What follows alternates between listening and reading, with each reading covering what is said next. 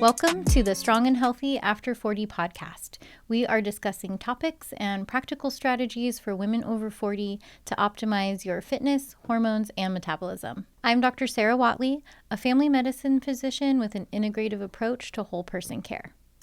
I'm John Agbelusi, your strength coach with over 25 years as a certified fitness professional helping women over 40. Today's episode 2, we're talking about the metabolic foundation women need after 40.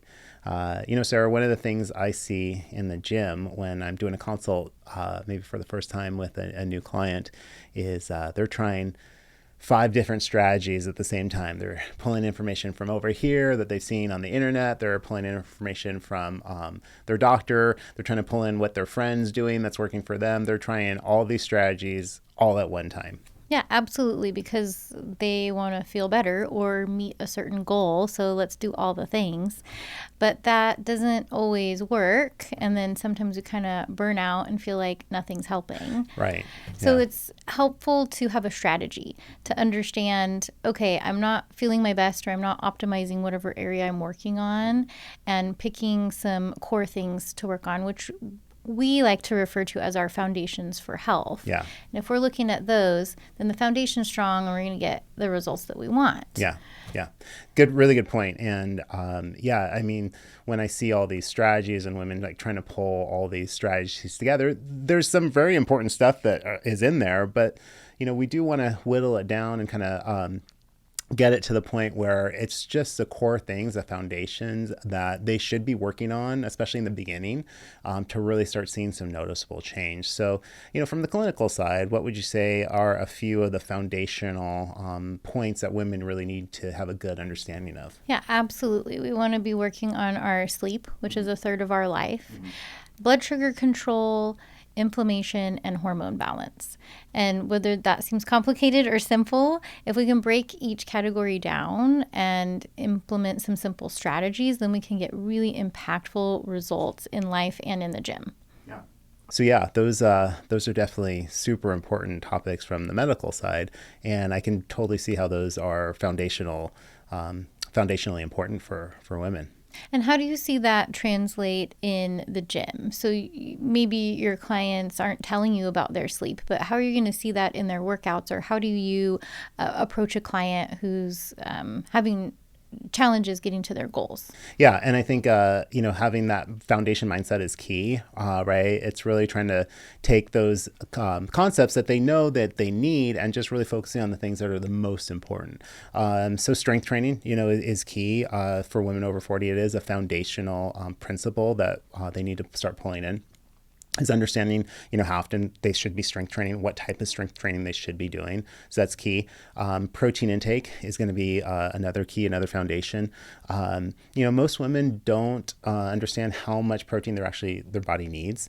So really having a good understanding of the daily protein intake is key to foundation. And then also how to get that protein intake throughout the day is really important. And then the third factor is just, ideally, when you start exercising, strength training is 2 days a week. That's a good start. So it's like, what are you doing the other days? So daily movement, having specific daily movement goals is key to success and is a key to that foundation. So, yeah. I want to expand a little bit on the protein topic because it's a big topic. Yeah. Important to dive in a little bit more detailed and to understand how is that related to insulin sensitivity, which is something I'm dealing with on kind of that more medical side. Yeah. So when you say protein, what are you wanting women to focus on and when? And then kind of tell you the secret to how that affects their sugars. Yeah, good. I love that. So a really important thing for women over 40 to understand is, there's the protein goal that you have. And it's an easy calculation to figure out like, hey, how much protein I should have. And the calculation is usually, some advisors would say a gram per pound per day, right, would be a good, or maybe just a little bit below that would be fine as well.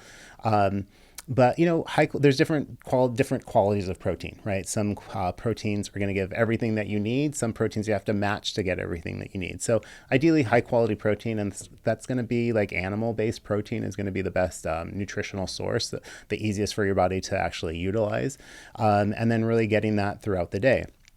And that's really key to, from a fitness side, it's key for repair and recovery from their body, getting enough protein in. It's also really key to satiety and feeling like, hey, I'm not hungry all the time, is making sure that they have enough protein. And there's also other benefits to getting from the fitness side to getting enough protein in, really having the ability for your body to produce more energy, having enough protein for that. And then, as you can probably speak to the medical side, is, improvements in hair quality and bone density and skin. Those are all really key benefits of getting enough protein in. Yeah, absolutely. On the medical side, protein is imperative for women in their 40s for sugar balance. Mm-hmm. And it's something that we're not necessarily taught about. And I'm not anti-fat or carbs at all. Mm-hmm. It's just prioritizing protein because of how it's taken into our body and how our cells are using it. Mm-hmm. So if we are starting our day off with protein, that helps us to feel full and energized, but not too heavy. And then it also keeps the blood sugars stable all throughout the day. Yeah. So even if the rest of the day kind of falls apart, we get busy, we miss a meal, whatever, not that that's great, but if we've started our day off with the right amount of protein, then it gives us a better energy through the day, better sugar regulation through the day, better ability to make better decisions with food choices throughout the rest of the day as well. And that's what's really key, because as hormones are shifting in your 40s, our estrogen levels are changing, that changes insulin levels, that changes our cravings for food sometimes. And so we might interpret that as, hey, I want to wake up in the morning and have some carbs, or I might want to have a muffin or something like that. And then what that's doing is spiking our sugar quickly, and then it's going to crash later. So we have mid-morning, afternoon crashes. We don't have energy for anything else. We might not have energy for that workout. We might not be able to recover as well from that workout. But also, when our sugar's crashing, we are not looking for protein as our next snack. We're looking for another quick sugar boost so that our energy can feel better. So prioritizing protein in the mornings really helps us navigate the whole rest of the day. And then that is better results in the gym, better energy, better insulin sensitivity. Yeah, I love that. And, it's definitely something that I try to help our clients understand too, is, it's like one good decision leads to more good decisions, right? Versus, one bad decision can really make your body start craving even more bad decisions. And so, protein starting off the day is key and really key to success. And like you said, it really helps kind of stabilize both their mental and their physical for the rest of the day, which is huge for women. So you talked about blood sugar, really having like a good game plan for blood sugar. You also talked about sleep. Tell us just a little bit about, it's something I preach as well, sleep, something I'm sometimes guilty of not always being the best at. Something, a term that you use and I've used is sleep hygiene, right? Got to have like a good hygiene routine like we do with our like brushing our teeth. So like from the clinical side, tell us some of the benefits from really getting enough sleep. Yeah, absolutely. I mean, sleep is a third of our life. If we think about it, technically we should be sleeping 8 hours a day, right? Or 8 hours a night. And there's 24 hours in a day. So it's a third of our life. So if we are not nailing our sleep, that means we're already losing 33% of our health. So that's kind of like a failing grade. Okay, we don't like that. So we want to look at that as a foundation for health and for our other goals, whether that's weight loss, whether that's gaining muscle. If we aren't recovering during sleep, then we have to understand what we're asking our body to do. It's like a car running on empty and we're asking it to go for a long drive. I'm going to give you a drop or two of gas, but I'm asking you to explore through the day. And so just understanding that might give us permission to focus a little bit on getting more sleep. Sometimes we want to get to the gym, so we are going to sacrifice that extra hour of sleep. Now, this is fine in the big picture, but in the short term, if we're trying to get goals, then we really might need to say, okay, am I hurting myself or helping myself by not getting that sleep? Yeah. So sleep is a part of our recovery. Yeah. And it's interesting that you say that because, that sleep and strength training do tie in together very closely, right? So a lot of times, I'll have a client ask, like, what's the best time for them to exercise? Like, a lot of people say, well, I read it was, it's more beneficial to work out first thing in the morning. And then somebody else will say, well, I read it's more beneficial to work out at night, like after work. And I always say, well, the best answer is when can you do it consistently too, and when is it going to complement also your sleep cycle, because that's another really important factor. Is, like you said, recovery and sleep are key. And so it's like, being able to balance, okay, yeah, a 5 o'clock workout is great, but is it going to force you to only get 5 hours of sleep?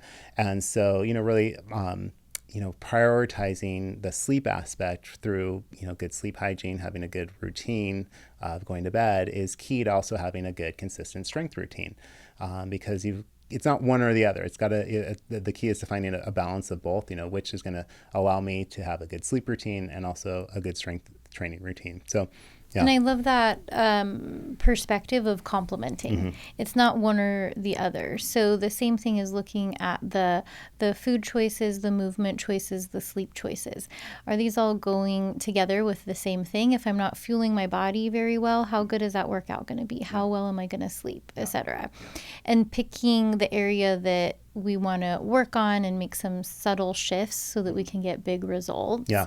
And with that, it all ties into inflammation as well, which is another area of focus for that foundational health. Mm-hmm. Is if we aren't sleeping that well, we can't recover that well, nutrition needs to be dialed in, maybe we're not moving enough, or we're actually harming ourselves with the movement we're doing, so we don't have the helpful building blocks. That's all going to create inflammation.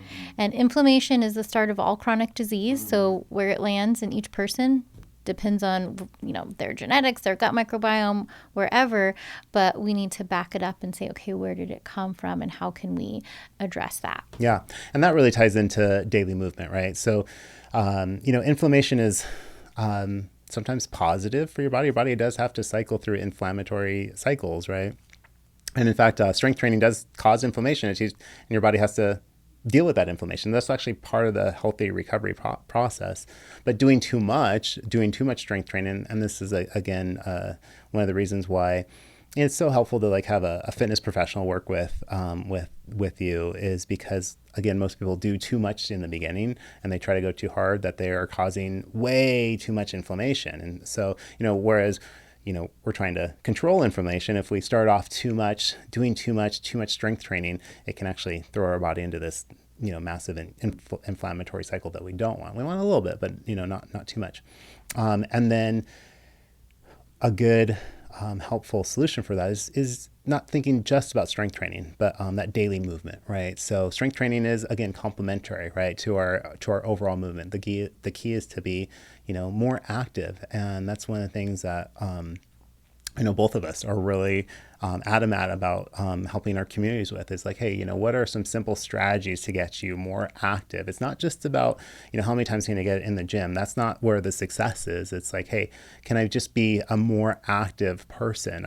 Our bodies aren't meant to, sit at a desk for 40 hours a week and then drive in a car and then go sit at home. That's a really good way to mess with everything. And so just having more daily movement is key to success. And it doesn't have to be a lot. Like a really good starting foundation for most women in their 40s, if they're not already, is, to try to set a daily routine of 30 to 40 minutes of walking. And it doesn't necessarily have to be in one sitting. It could be, can you go for 10-minute walks throughout the day? And that's really going to help improve overall movement and help with everything else. Yes. It sounds like you've been sitting in my patient appointments with me. You recorded me and Yes, you're just repeating. Yes, exactly. Yes. But it's true, meeting yourself where you're at. Okay, I want to move more, but I have this busy schedule, and we kind of think, okay, I have to spend an hour or two in the gym, and that's the only way that I'm going to get my results. And breaking that down into, okay, let's start with 30 to 40 minutes a day, which is like, what? I'm so busy. Okay, let's break it down into 10-minute increments. Or I even have a walking pad. I've tried a few different things to see how can I get more movement. And that's something that works for me. So that might work for some of our clients where I don't have time to go change my clothes and go outside. Great. Let's get on the walking pad or a pedaler under your desk or anything that just starts the habit. And then because you're going to feel better, that's going to open up your mind to prompting you to move more in little ways. You're going to start thinking that way. Oh, I'm going to park farther away, or I'm going to go walk to this place instead. And then building up to bigger things as well. Yeah, I'm a big proponent for like fitness wearables, right?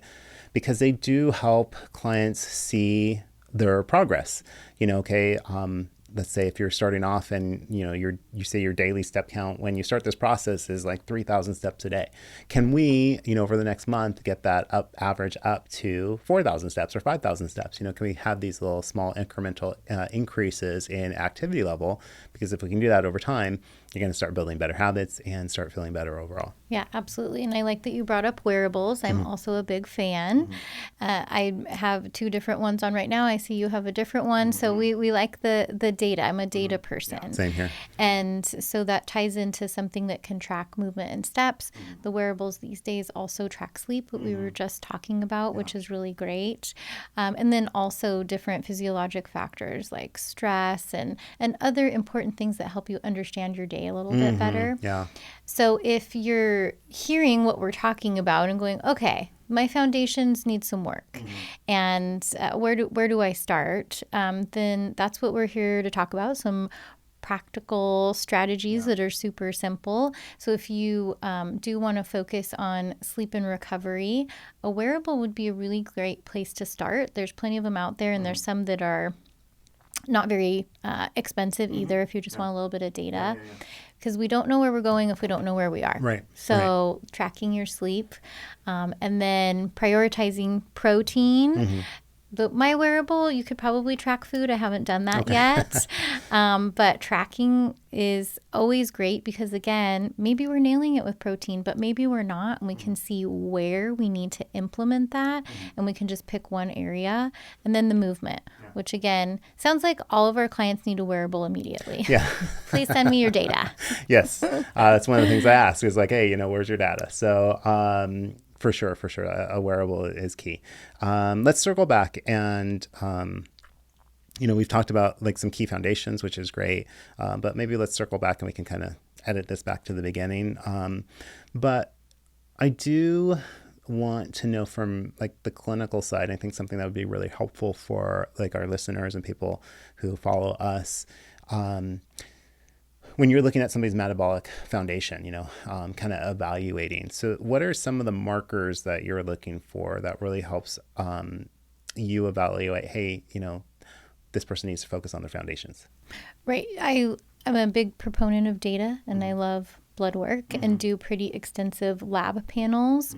And that's a great ability to look inside the body and understand what's going on. So we do pretty extensive labs that would include markers of like inflammation, your insulin levels, your A1C, which is a 3-month average of your sugars, a metabolic panel that tells us about your fasting sugar, your liver, your kidney, your electrolytes. I like to also look at vitamin levels, nutrient levels, so you can get a really good picture of what's going on in the body. And that also tells us how to support you best, very specifically, but also some indicators of how the cells are working. And that extensive lab panel can also point us in other directions for foundations. Okay, is it an insulin issue? Is it inflammation? Or is it sleep? And yes, we can tell information about your sleep in your blood work. Yeah. And that's so key, and something I really do try to help women in their 40s and 50s and 60s really understand is, I'll ask, what does your doctor say about your blood work? And I can't tell you how many times they've said, what are you talking about? Yeah, either they're not getting blood work, or they'll say, yeah, everything was normal, but I don't feel good. That is the number one thing I hear from a lot of my clients is, my doctor said everything was fine. And I'm like, you're telling me about all these symptoms, and Obviously I'm only going to say positive things about them and their doctor, but, one of the things I really do want them to understand is, there's probably a lot of markers that would be really helpful for you to know that maybe your doctor hasn't looked at yet. And I think that is the challenging factors. Obviously my scope of practice is my scope of practice. And that's where I really love having, them work with someone like you or your team is, really looking at those deeper metabolic factors, because there are things in there that can really help them understand, hey, yes, I need to really work on my sleep. There's things that I really need to work on when it comes to blood sugar regulation and inflammation. And that could be like my focus for really helping improve my overall metabolic health. And then, from the strength side, when it comes to, the metabolic foundations, just having those simple foundational steps of protein strength training and movement, when those are added in, we see an improvement in what we were talking about, right? We see an improvement, a reduction in inflammation, improvements in overall sleep and sleep quality, and just a overall stabilizing, for the most part, in their blood sugars, as long as all those things are working together. So yeah. Right, and they go hand in hand. Mm-hmm. If we are not able to get to goals in the gym, is there something underlying that we need to come support nutritionally? Mm-hmm. And then what you're doing is more effective, or vice versa. So it all translates together, and that's why it is good to have a good team, because there's a lot of information out there now, which is awesome, but how do we apply that to the individual? And if you're not feeling your best and your doctor's told you everything's normal, maybe we just go for a deeper dive, and that's okay too. And they can, something I encourage them is, I'm not trying to get them to break any relationship with their doctor, but I think there are some key questions that they can ask their doctor, the stuff that you mentioned, having specifically asking their doctor to run those tests is helpful. Sometimes we have to be our own best health advocate, and that is where really the education comes in of like, hey, what are some of the things that I really need to look at in my blood work? What are some of the things I need to look at in my own specific nutrition that's really going to help? Yes, absolutely. And we can provide a list of some deeper dive blood work in the description as well, so that you can check your own blood work and see, have I had everything, or there's some additional things that I could request that could be helpful. Yeah, I love that. Okay, so today we talked about some great metabolic foundations for women over 40. Mm-hmm. What are some simple takeaway strategies or 3 foundational steps that we can take away from today's conversation? Yeah, we definitely talked about a lot, and, we'll definitely do deeper dives in upcoming episodes, but really building muscle is key, right? So strength training, getting enough protein in, focusing on building muscle is a key metabolic foundation for women over 40.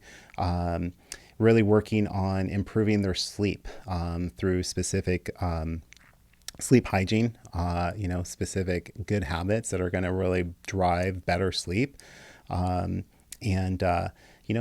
We talked about tracking data, looking at the data over time, how is their sleep doing over time as they start implementing these strategies? How is it affecting their sleep?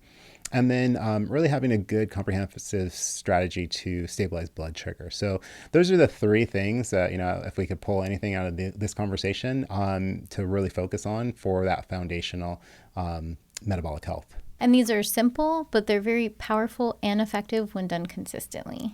Yeah. And by doing these steps, and really creating positive habits, we can start building that metabolic foundation that will enable us to really continue to improve our metabolism over time and have maybe the best metabolism that we've had in our 40s, 50s, and beyond. It's totally possible. It's achievable. And I look forward to talking about even more of these practical strategies and topics that are related to women's health over 40. Yeah. If you would love to learn more about our teams and how to work with either of us, please check out the description below for websites and social media links. And if there are topics that you want to learn more about and want us to discuss, please post in the comments section below.